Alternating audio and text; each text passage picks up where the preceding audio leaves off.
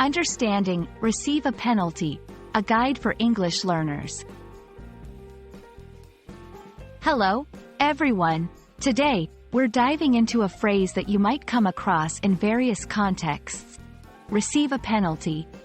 Whether you're a sports fan, love reading, or just curious about English expressions, this video is for you. We'll explore what it means, how it's used, and give you examples to help you understand it fully. So, let's get started. To receive a penalty means to be given a punishment or a sanction for breaking a rule or law. Penalties can vary widely, from fines and time penalties in sports to more serious legal consequences. The key here is understanding that a penalty is a result of some form of wrongdoing or mistake.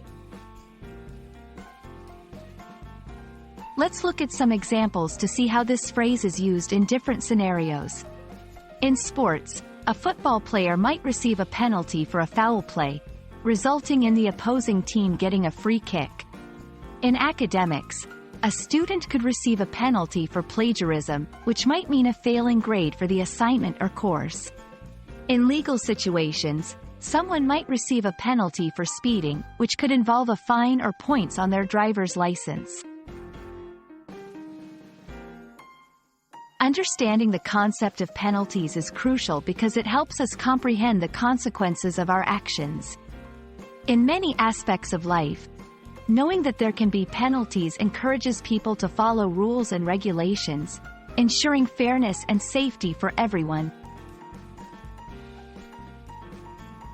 Know the rules. Familiarize yourself with the rules of any activity or field you're involved in.